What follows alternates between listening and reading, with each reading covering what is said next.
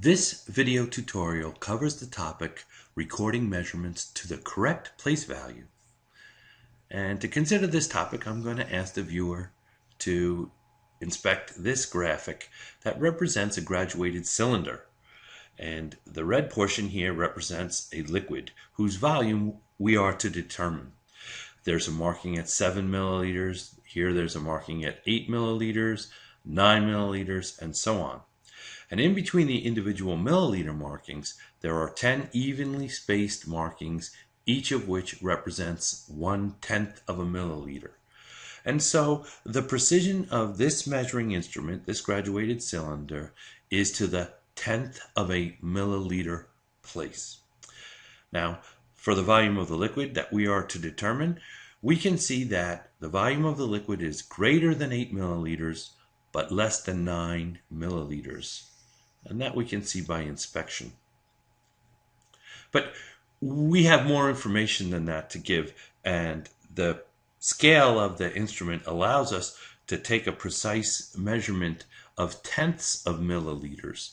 And I suggest that if we look at this, we can agree that if we count up the lines indicating 1/10 of a milliliter till we reach the red liquid surface, we have 8.1, 0.2, 0.3, 0.4, 0.5, 0.6, that the liquid level is greater than 8.6 milliliters, but less than 8.7 milliliters. The bottom of the meniscus falls somewhere short of the 8.7 milliliter mark. Well, we can also see that it's actually not falling in halfway between the markings for 8.6 and 8.7 milliliters, that the liquid level is actually closer to the higher marking for tenths of milliliters. And it turns out it's our job to indicate that when we record the measure. So, since the bottom of the meniscus is closer to 8.7 than it is to the lower mark of 8.6, that's something that adds value to our measurement if we include it. And that's our job. So it turns out it's always our job to include a best guess in the place value just to the right of the last place value indicated by the scale of the instrument. So if I was to take a recording of this, I would say that the recorded measurement should be 8.68 milliliters, and that the 8 that's underlined, that digit is uncertain. The digit in the 1/100ths of a milliliter column would be equally precise or equally valuable if we wrote 8.69 or 8.67.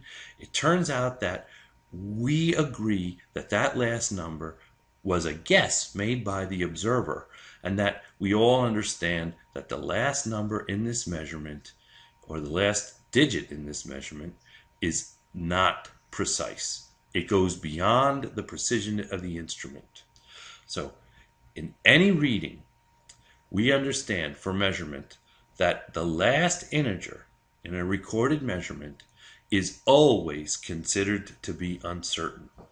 And just as an additional point of interest, if we felt that the liquid level had hit exactly on one of the lines indicating 1/10 of a milliliter, then in the hundredths column we would enter 0.